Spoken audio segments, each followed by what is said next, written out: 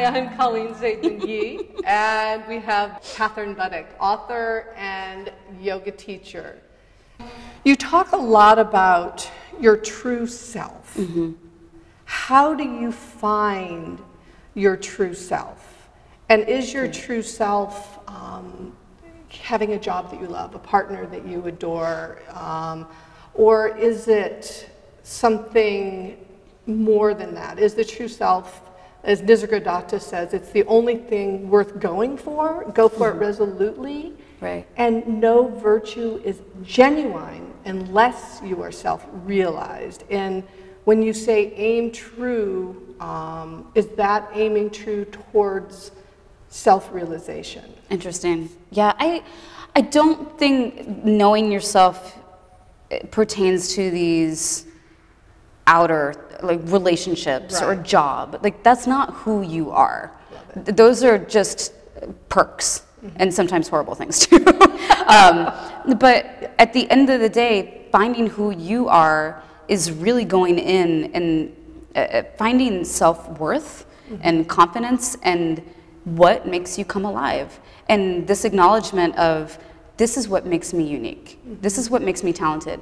And knowing that talents don't mean that you like work for Cirque du Soleil or do something flashy. Like your talent can be I'm a phenomenal mother. I am an unbelievable listener. Like I have these qualities that are so beautiful that people... crazy marinara sauce. Oh girl, I do. I love a marinara sauce. I make a mean one. But you know what I mean? Like these qualities that are just so...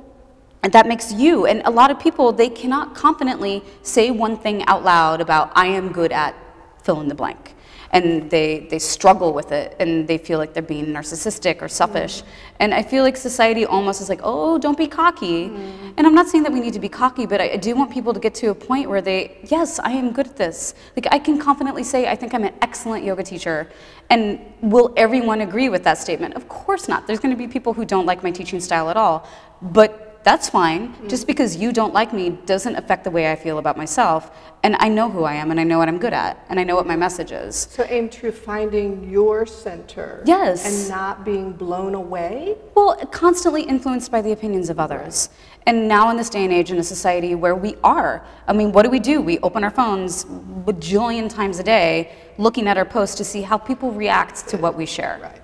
Like, do they like it? Have they commented on it? Do they comment if they like it or they hate it? And then how does that affect our self-worth? And if we could get back into a place where our self-worth is determined by how we feel about ourselves, regardless of everything else, like that's when I feel like we found our purpose and we're in a strong place. If you're constantly like, ooh, they didn't like that, I'm gonna adjust, like I'm gonna blow you over, no big deal. I could just trample you. And I want people to reach a level where they're like, this is what I believe in. And I will listen to people who want to help and people who want to give me this constructive criticism, but not to the people who are just trolling and makes them feel better. Flip it, yeah, like I'm going to tear you apart to make me feel better when all I'm doing is taking my power away. That brings me to another question. Why is it so difficult for women to take a compliment? It is. It truly, truly is. And I think it's probably just so historically ingrained in us because as far as like the age of the female, like it's still, I think ultimately with our history, so new. For women to be empowered, for women to have the high-paying jobs, for women to raise a family on their own and not need a man or a partner. You know, it's like, this is our time, but it's still fresh. And there is... You can't even take a compliment about our hair. You know, and that is something that I am actually so sensitive to because and it can turn into like, oh, this thing, oh, ha, ha, ha, ha. But it's such self-deprecating humor. And I've noticed when, especially women, when they do that, then their girlfriends are like, oh, I should probably talk that way about myself too. And next thing you know, no one's taking a compliment. You're all just, you want the compliment, you're hungry for the compliment, but deflect, deflect, oh, tell me more. No, deflect, deflect, deflect. And it's just, it's nasty. It's not getting anyone anywhere. But I do think that we're just like brushing off a lot of history still. It's interesting. I had a woman at my last women's retreat, and she's a big filmmaker that does so much for women's rights. And after she accepted this award, a woman in the audience came up and said, you know, thank you for da da da.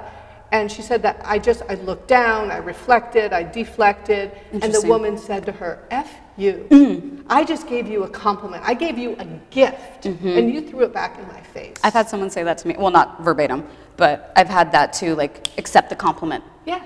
Like, pop, pop, pop, pop, pop. That changed my world. This was only 2 weeks ago. For 2 weeks, I've caught myself every time, and it was, thank you. Yeah, just thank you. Such a big lesson. Yeah. Such a big lesson. Agreed. Brings me to another topic along the same lines. I know you got, I'm going to call it bullied over some of the things that, like the toe socks ads. Yeah. And I feel like your book actually talks a lot about that without actually talking about it. Yeah. And for me, having 3 daughters, 2 of which were bullied horribly in school, and it's epidemic. Boys are being bullied too. 13-year-old boys that have pimples are being ostracized and made fun of. And how do you feel like the tools of yoga can help these young girls and young women who are being bullied in school? What advice would Kathryn Budig give to them?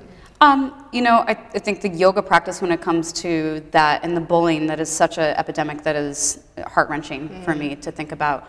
And especially at such a young age where you haven't fully developed the tools to combat it. So if a younger woman or man has been given the tools of yoga, it gives them a solace. It gives them a place where they can go to recharge and ideally step away from the situation and come back to their center and come back to, if you can meditate. Like for me, I meditate because it's just like going through the car wash in my brain and getting rid of all the junk and everything that's been clogging me up so I can see clearly again. And so I think the yoga practice, when offered to a younger group of people, that's going to give them the tools to be like, okay, I know they're saying this to me, and that's such an advanced thing to ask a young person to understand, but understand this isn't about you. And I think the sooner we can teach people, like when people argue, you rarely argue with each other because you're actually mad at them. It's because they have stoked an insecurity so deeply inside of you that you don't want to deal with. And then you blow up on each other. So true. And so if I had a child or if I was mentoring someone, I would really drive that home. Like you have to understand when people, if they can get to the level where they can make such a nasty comment that is showing that there's so much pain in their mind and their heart that they feel that is acceptable to tear apart another human being in this way. So can it even invoke compassion? Yes, and ideally you have to look at them and be like, you are in so much pain that you think it's okay. And I would also really drive home that when someone speaks that way to you, they are not disempowering you, they are disempowering themselves. And the only person who can take away your power is you. So don't let them. Don't let them. And how can triangle pose help that? Oh, triangle pose. Right, well, you know, I mean, I truly believe the physical asana to just be ways of manifesting whatever intention is. So for me, at the beginning of the practice, standing in Tadasana, Samastitihi, and taking that moment of, this is my intention. And I'm going to infuse it behind every single physical asana that I perform. So it's no longer just I'm taking care of my physical body, but I'm using this as an expression with connection of the movement and breath to drive this intention home. And it's also just a beautiful place to focus, a place where we don't have all that noise and chaos coming at us. And ideally, you come home. You come home and you get back into the place where you can be in your power and step forward. With home, yes, rather than run away from it. Yes, that's beautiful. I'm Colleen Saidman-Yee, and this is Talking Yoga, and we've had the honor of sitting here with Kathryn Budig this afternoon in the Yoga Shanti studio. Namaste.